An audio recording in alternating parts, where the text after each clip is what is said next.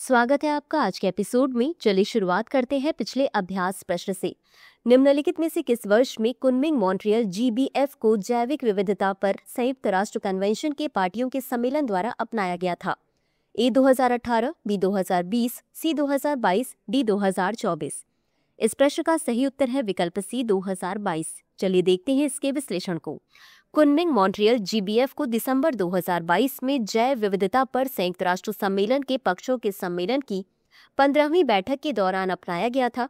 इसका उद्देश्य सतत विकास लक्ष्यों की प्राप्ति में सहायता करना तथा पूर्ववर्ती रणनीतिक योजनाओं पर निर्माण करना है। इस रूपरेखा में वर्ष 2050 के लिए 4 लक्ष्य और वर्ष 2030 के लिए 23 लक्ष्य निर्धारित किए गए हैं, जिनमें नियोजन, निगरानी, रिपोर्टिंग, वित्त शामिल है। अतः विकल्प C सही है। तो चलिए शुरुआत करते हैं आज के एपिसोड की पहले प्रश्न से।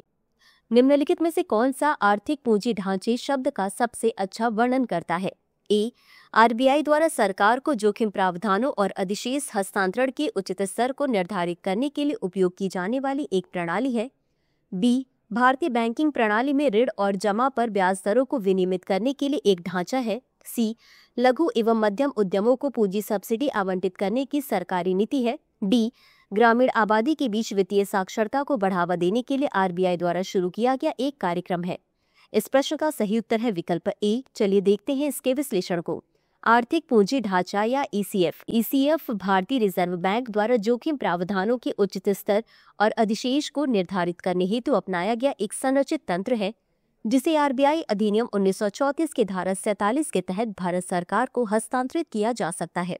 इस रूपरेखा की सिफारिश RBI के पूर्व गवर्नर बिमल जालान समिति वर्ष 2018 द्वारा की गई थी और इसे औपचारिक रूप से वर्ष 2019 में अपनाया गया था।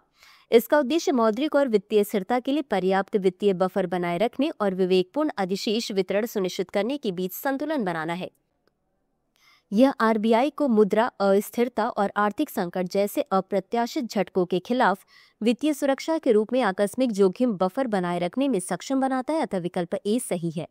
अगला प्रश्न है, लोनार झील के संदर्भ में निम्नलिखित कथनों पर विचार करें। 1. यह महाराष्ट्र में स्थित है और इसका निर्माण उल्कापिंड के प्रभाव से हुआ था। 2. झील का पानी खारा और क्षारीय दोनों है, जिससे एक अद्वितीय पारिस्थितिक वातावरण निर्मित होता है। उपर्युक्त में से कौन सा या कौन से कथन सही है या सही है? A केवल 1, B केवल 2, C 1 और 2 दोनों, D न तो 1 और न ही 2। इस प्रश्न का सही उत्तर है विकल्प C 1 और 2 दोनों। चलिए देखते हैं इसके विश्लेषण को। लोनार क्रेटर, जिसे लोनार झील के नाम से भी जाना जाता है, महाराष्ट्र के बुलढाणा जिले में स्थित है। यह झील लगभग 52,000 वर्ष पूर्व एक उच्च वेग वाले उल्कापिंड के पृथ्वी से टकराने के कारण बनी थी, जिससे यह बेसाल्टिक चट्टान में बने विश्व के दुर्लभ प्रभाव क्रेटरों में से एक बन गई है। अतः कथन 1 सही है। इस झील का जल खारा और क्षारीय दोनों है। यह एक असामान्य रासायनिक संयोजन है जो विभिन्न प्रकार की पारिस्थितिक स्थितियों का समर्थन करता है। अतः कथन 2 भी सही है। झील में ऐसे सूक्ष्मजीवी और शैवाली जीवन रूप पाए जाते हैं जिन्होंने इसके कठोर रासायनिक वातावरण के अनुकूल अपने आप को ढाल लिया है। अतः विकल्प C सही है। अगला प्रश्न है, राजस्थान में स्थित भांड देवरा मंदिर निम्नलिखित में से किस स्थापत्य शैली के लिए प्रसिद्ध है? A द्रविड़, B नागर, C वेसर, D कोई नहीं। इस प्रश्न का सही उत्तर है विकल्प B नागर। चलिए देखते हैं इसके विश्लेषण को। 12 जिले में रामगढ़ नदी के तट पर स्थित भांड देवरा मंदिर विशिष्ट नागर स्थापत्य शैली में निर्मित है। खजुराहो के मंदिरों से इसकी समानता अद्भुत है, जिसके कारण इसे राजस्थान का छोटा खजुराहो उपनाम दिया गया है। तब विकल्प B सही है। अगला प्रश्न है, निम्नलिखित विशेषताओं पर विचार कीजिए। 1.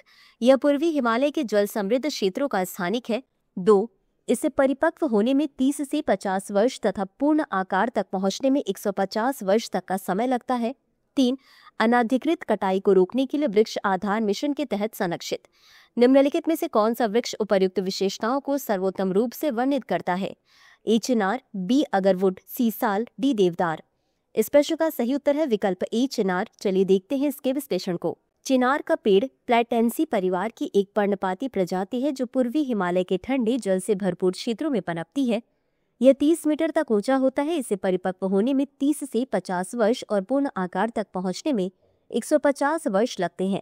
जहांगीर के काल में इसका नामकरण किया गया। यह जम्मू कश्मीर का राजकीय वृक्ष है तथा स्थानीय कला और शिल्प में सांस्कृतिक महत्व रखता है। वर्ष 2021 में शुरू किए गए वृक्ष आधार मिशन के तहत अनाधिकृत कटाई को रोकने के लिए चिनार के पेड़ों को जियो टैग किया जाता है। अब तक 28,560 से ज्यादा पेड़ों को अद्वितीय आधार नंबर दिए जा चुके हैं, अतः विकल्प ए सही है। अगला प्रश्न है, इलेक्ट्रिक वाहनों के संबंध में निम्नलिखित कथनों पर विचार करें। 1.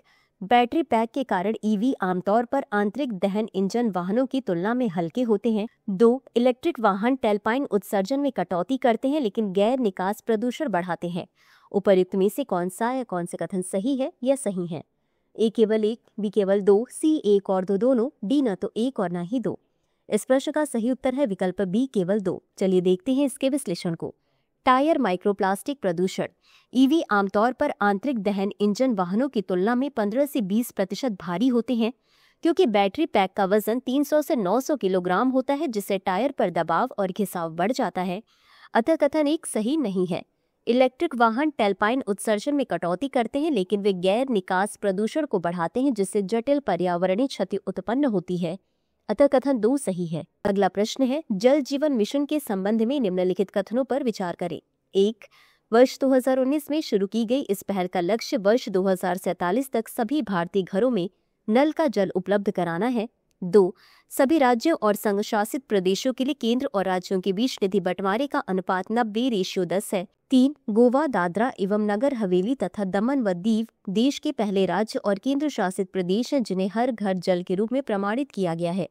उपर्युक्त में से कितने कथन सत्य है? ए केवल 1, बी केवल 2, सी सभी 3, डी उपर्युक्त में से कोई नहीं। इस प्रश्न का सही उत्तर है विकल्प ए केवल 1। चलिए देखते हैं इसके विश्लेषण को। जल जीवन मिशन। वर्ष 2019 में लॉन्च किए गए इस अभियान का लक्ष्य दिसंबर 2024 तक सभी 16 करोड़ ग्रामीण परिवारों को नल का पानी उपलब्ध कराना है, अतः कथन एक सही नहीं है। वर्तमान में 75% कवरेज प्राप्त कर लिया गया है तथा लगभग 4 करोड़ परिवार अभी भी लंबित हैं। केंद्र और राज्य के बीच फंड शेयरिंग पैटर्न हिमालयी उत्तराखंड, हिमाचल प्रदेश और पूर्वोत्तर राज्यों के लिए 90:10, केंद्र शासित प्रदेशों के लिए 100:0 एवं बाकी राज्यों हेतु 50:50 है, अतः कथन 2 सही नहीं है। गोवा, दादरा व नगर हवेली एवं दमन व दीव क्रमशः देश के पहले हर घर जल प्रमाणित राज्य और केंद्र शासित प्रदेश हैं, अतः कथन 3 सही है।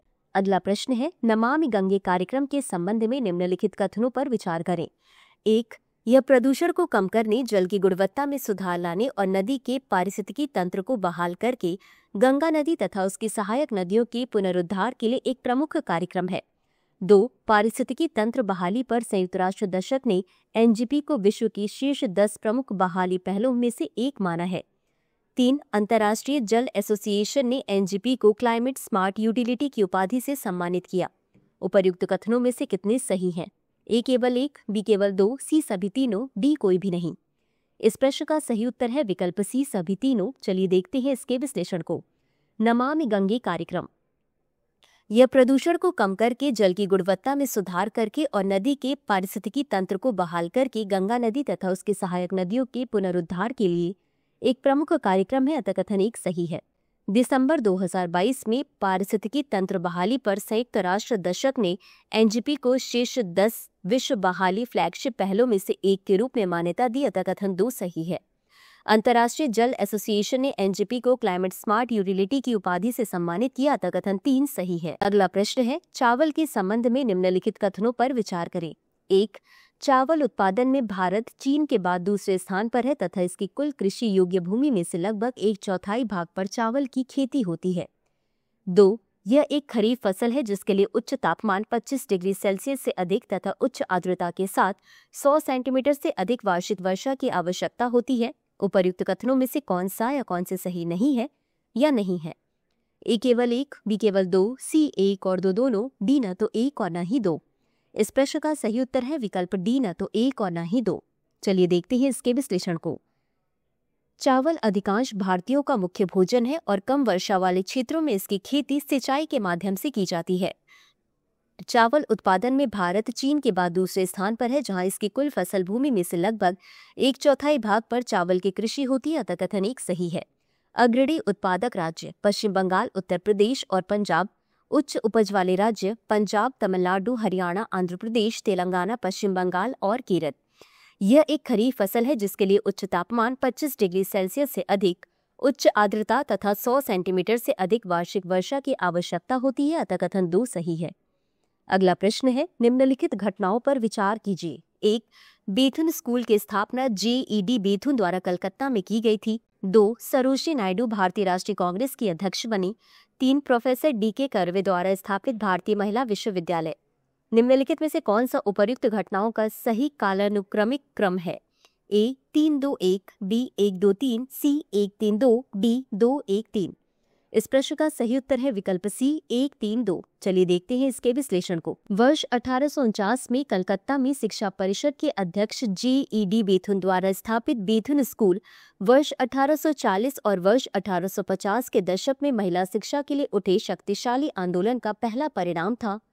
वर्ष 1916 में प्रोफेसर DK कर्वे द्वारा स्थापित भारतीय महिला विश्वविद्यालय महिलाओं को शिक्षा प्रदान करने वाले उत्कृष्ट संस्थानों में से एक था। सरोजिनी नायडू भारतीय राष्ट्रीय कांग्रेस की अध्यक्ष वर्ष 1925 और बाद में संयुक्त प्रांत की राज्यपाल वर्ष 1947 से 49 में बनी। अतः विकल्प C सही है। अगला प्रश्न है, निम्नलिखित में से किस सम्राट ने 427 ईस्वी में प्राचीन नालंदा विश्वविद्यालय की स्थापना की थी? A Harshvardhan, B Samudragupta, C Kumaragupta, D Skandagupta. इस प्रश्न का सही उत्तर है विकल्प C कुमारगुप्त। चलिए देखते हैं इसके विश्लेषण को। नालंदा विश्वविद्यालय की स्थापना 427 ईस्वी में गुप्त सम्राट कुमारगुप्त ने वर्तमान बिहार में की थी। यह 12वीं शताब्दी तक लगभग 800 वर्षों तक समृद्ध होता रहा। यह विश्वविद्यालय सम्राट हर्षवर्धन तथा पाल वंश के शासनकाल में अपनी प्रतिष्ठा और वैभव की चरम पर पहुंचा। अतः विकल्प C सही है। इसी के साथ अंत में देख लेते हैं आज के अभ्यास प्रश्न को। आध्यात्मिक पहचान अपनाने से पहले बिरसा मुंडा का प्रारंभिक नाम क्या था? A Dhananjay Munda, B Dawood Munda, C Birsait, D Birju मुंडा। इस प्रश्न का उत्तर कमेंट बॉक्स में जरूर दें। आज के लिए बस इतना ही। धन्यवाद। डियर व्यूअर्स, अपने एग्जाम की तैयारी को और बेहतर करने के लिए हमारे चैनल को लाइक, शेयर और सब्सक्राइब करना न भूलें।